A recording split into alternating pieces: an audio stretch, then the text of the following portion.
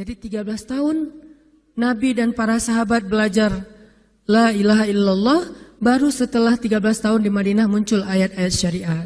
Syariat umroh, syariat haji, syariat puasa, syariat tilawah, syariat hijab. Sehingga ketika ayat hijab turun, perempuan-perempuan yang sudah belajar la ilaha illallah selama beberapa tahun tidak lagi sulit untuk menerapkannya. Begitu ayat hijab turun dibacakan oleh Nabi di dalam masjid, semua sahabat-sahabat mendengar itu dengan sangat perhatian. Lalu mereka semuanya pamitan, ya Rasulullah kami ingin pulang. Ngapain pulang? Mau ngasih tahu ke istri-istri kami supaya berhijab. Emang kamu punya istri? Oh ya enggak. Ada yang jomblo berharap punya istri, terus ngasih tahu ke siapa yang jomblo-jomblo? Itulah kasihannya ya. Enggak bisa ngasih tahu ke kakaknya, adeknya, apalah siapalah, mantannya mungkin.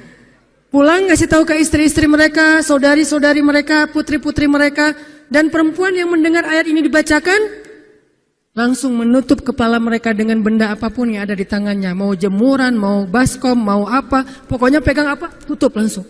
Hijab. Kenapa? Ini perintah Allah. Gak mungkin Allah memerintahkan kita sesuatu kecuali ada kebaikan di dalamnya. Itu aja pertimbangannya. La ilaha illallah. Bukan, kenapa? Kan lebih nyaman gak pakai hijab. Kan ini, kan itu. Enggak. Satu aja alasannya. Alasan la ilaha illallah. Kalau ini perintah Allah, sami'na wa ata'na. Itu dampak dari la ilaha illallah. Dikasih perintah sesulit apapun, termasuk Zainab dengan Zaid bin Harisah. Pernah kan baca kisah Zainab di surat Al-Ahzab? Mungkin kapan-kapan kita bahas itu. Efek dari la ilaha illallah. Tiba-tiba Nabi datang kepada Zainab. Sebetulnya Zainab ini ada hati kepada Nabi Muhammad. Siapa sih yang gak punya hati untuk Rasulullah ya?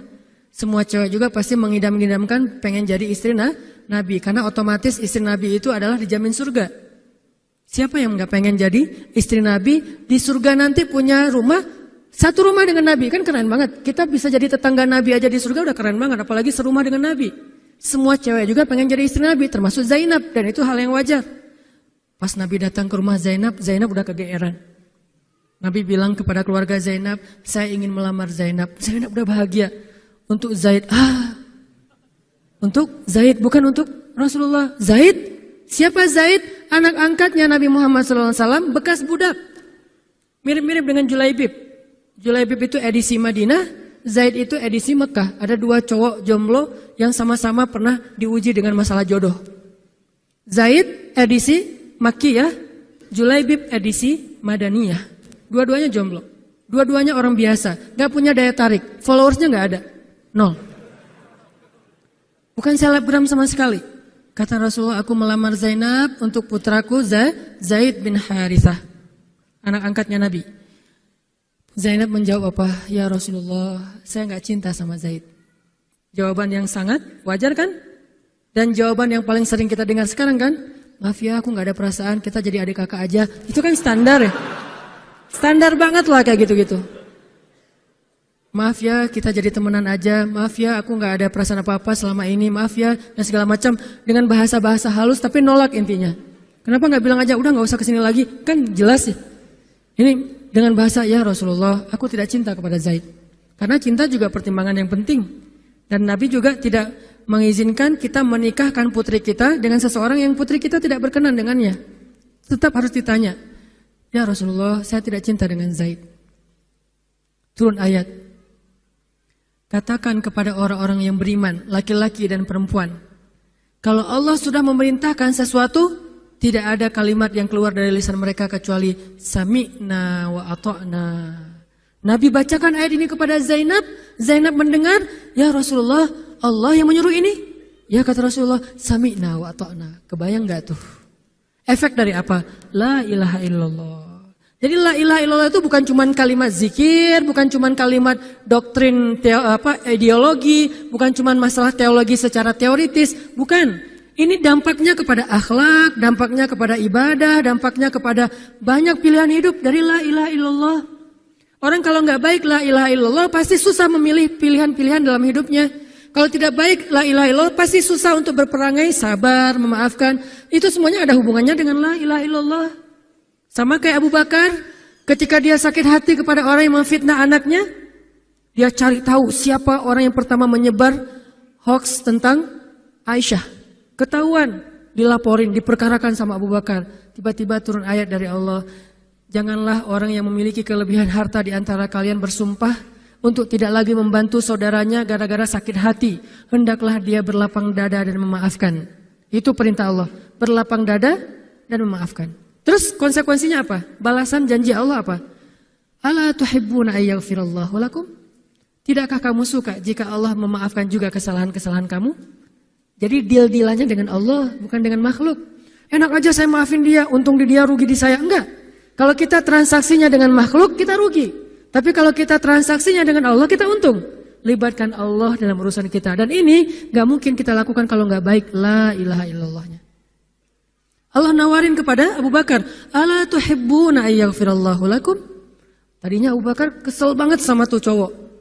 Terus turun ayat ini, wal ya'fu wal yasfahu, hendaklah dia memaafkan dan berlapang dada. Abu Bakar berat. Tiba-tiba Allah katakan, ala tuhibbuna ayyaghfirallahu lakum? Bala ya Rob. Kata Abu Bakar, tentu ya Allah, kalau gitu saya akan maafkan demi supaya Allah memaafkan kesalahan saya. La ilaha illallah. Zainab, sami'na wa ata'na. Ya udah saya terima Zaid ya Rasulullah. Alhamdulillah. Datang Nabi ke Zaid, Zaid mau enggak nikah sama Zainab? Sebetulnya mau banget, tapi enggak pede.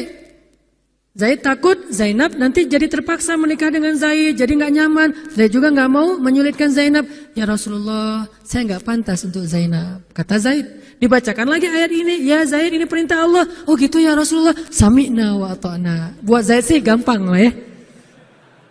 Udah ada legalisasi ini dari Allah. Kalau gitu, ini bukan saya ya Rasulullah yang mau ya. Allah kan yang nyuruh. Nah, saya emang nggak mau maksa gitu ya. Tapi kalau Allah yang nyuruh, ya udah. Apalagi saya nggak punya pilihan dong gitu. Padahal Zainab, siapa sih yang gak mau cowok sama Zainab? Nikahlah Zainab dengan Zaid.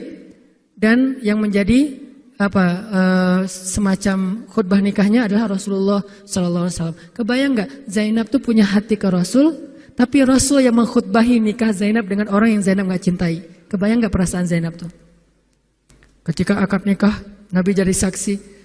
Saya terima, kata Zaid, nikahnya Zainab binti Jahsy dan segala macam. Zainab, kebayang nggak ada Nabi di situ? Lalu setelah selesai akad nikah ditanya kepada Nabi, sah ya Rasulullah? Sah. Dan Nabi juga nggak mau mempersulit. Nggak sah. Kenapa? Harusnya sama saya. Nggak. Nabi orangnya fair. Nabi orangnya bijaksana. Orangnya dewasa. Nggak kayak kita. Kita tuh bahaya banget jadi saksi kalau jadi mantan. Pasti nggak sah. Dan Nabi nggak gitu. Sah langsung di kali pertama. Kebayang Nabi memberi nasihat kepada Zainab, nasihat kepada Zaid. Zainab, aduh kenapa bukan Nabi, kenapa Zaid? Tapi apa? La ilaha illallah. Allah gak nyuruh sesuatu kecuali ada kebaikan di dalamnya. Percaya banget. Itu la ilaha illallah. Udah percaya banget. Zainab yakin, ini perintah Allah, ya sudah saya lakukan. Walaupun bukan dengan Nabi. Padahal saya pengennya dengan Nabi. Kebayang gak sih pengen sama seseorang yang kita cintai banget, malah orang itu yang menjodohkan kita dengan orang yang kita gak pernah kebayangin. Amit-amit. Jangan dia ya Allah, jangan dia, dia. Kan berat tuh. Yang saya sering cerita, jangan saya. Pokoknya jangan Hanan, Hanan. Kenapa kok begitu? Karena dia bilang jangan saya bilang yang dia ya Allah. Akhirnya kita adu-aduan doa. Ya Ustadz, masa dilawan ya? Doanya lebih panjang, lebih sujudnya apa segala macam. Akhirnya jadi. Gak kebayang tuh buat Zainab. Kalau Zaid sih mungkin kebayang lah ya. Gimana happy-nya Zaid menikah dengan seorang cewek yang semua orang Mekah pengen nikahin dia. Tapi kalau Zainab, itu hari-hari yang sangat berat. Malam pertama, gak kebayang buat Zainab. Zaid. Begitu Zaid datang, Assalamualaikum Zainab. Gimana tuh? Ini kalau kita lihat dari angle manusia ya. Karena Zainab juga manusia. Tapi semua emosional, subjektif manusia, redam dengan iman la ilaha illallah. Harapannya cuma satu, pasti ada kebaikan di sini. Pasti ada kebaikan di sini. Walaupun gak kebayang kebaikannya apa, pokoknya ada aja. La ilaha illallah. Nikah Zainab sama Zaid, cekcok selama 1 tahun, gak pernah akur. Pulang kerja rame, berangkat kerja rame, pagi rame, sore rame, gak cocok aja tuh Zainab sama Zaid. Berkali-kali datang berdua sama ke Rasulullah, ya Rasulullah nasihati kami, udah dinasihati pulang rame lagi, di mobil aja berdua rame, macet apa segala, ya udah nikmati aja rame gara-gara macet, terus aja kayak gitu, pokoknya selama 1 tahun mereka sering percekcokan rumah tangga. Jadi kalau kita ngelihat ada keluarga yang mungkin baru menikah kemudian bercerai, jangan menjudge mereka, Karena menikah itu ibadah, perintah Allah.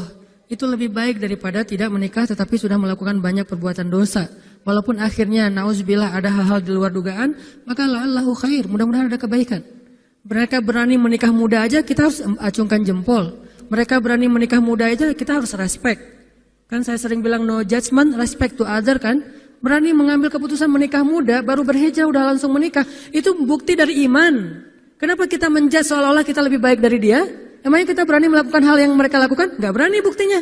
Berarti dia lebih baik daripada kita. Walaupun kesudahannya, kalau mereka bercerai setelah menikah baru beberapa lama, ada yang lebih soleh dari mereka juga bercerai baru setahun menikah. Zainab dengan Zaid, dua-duanya dijamin surga. Dua-duanya dijamin surga. Pernikahan mereka cuma bertahan setahun. Setahun kemudian, Zaid datang kepada Rasulullah. Zaid bilang, ya Rasulullah, kayaknya udah gak bisa dipertahankan hubungan saya dengan Zainab. Zaid, sabar. Rasul ketika Zaid mau datang sebetulnya udah dapat bocoran dari Allah. Allah udah ngejapri Rasulullah dalam bentuk ilham. Japrian Allah kan ilham ya. Japrian kita kan WA, itu juga habis kuota gak kebaca-baca. Kalau japrian Allah ke Rasul ilham. Ilhamnya apa? Kalau nanti Zaid datang, nanti baca di surat Al-Ahzab.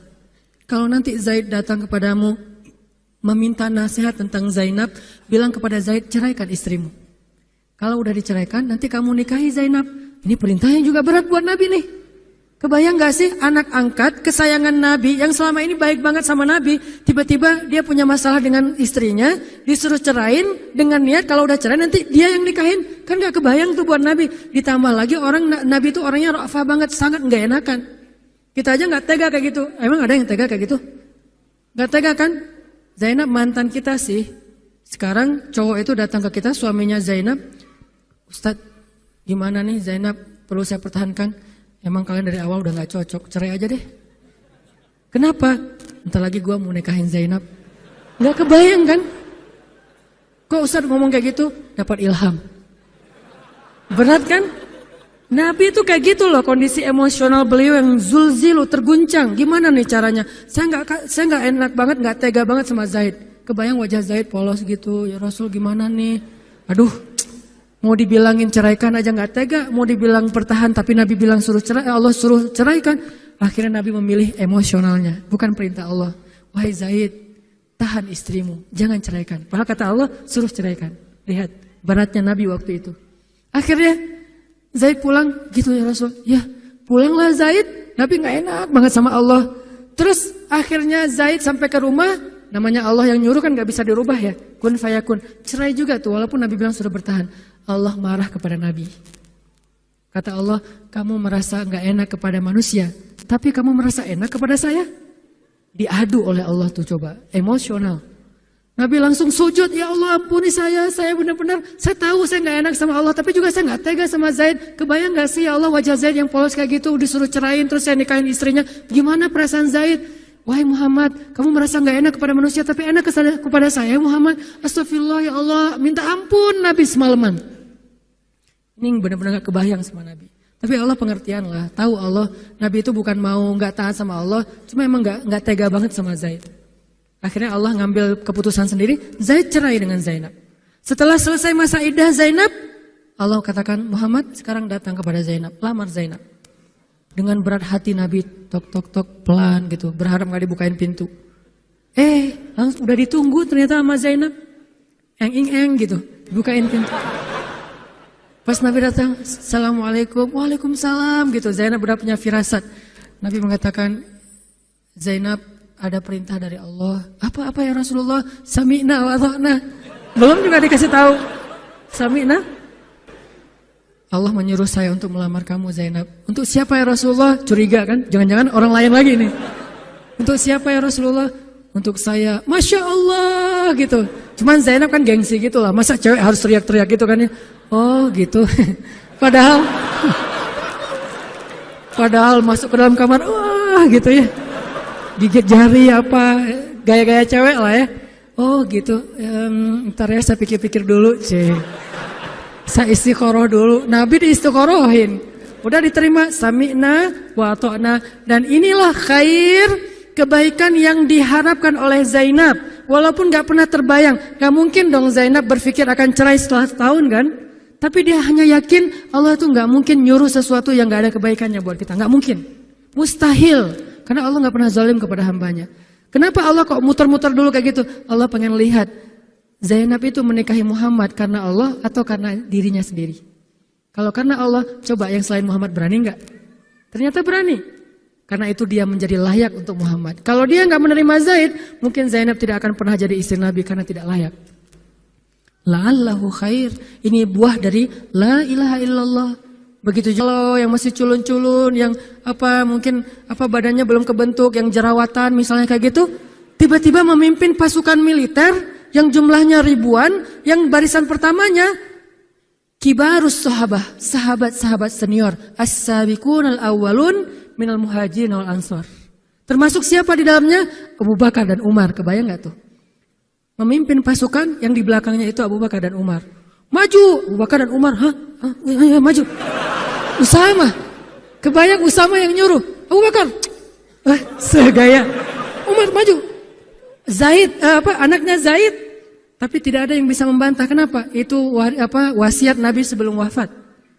Aku perintahkan kalian untuk dipimpin oleh Usamah bin Zaid. Karena dia adalah anak muda yang luar biasa. Itu hadiah Allah untuk Zaid. Karena dulu mau menikahi Zainab walaupun hatinya sebetulnya tidak mau.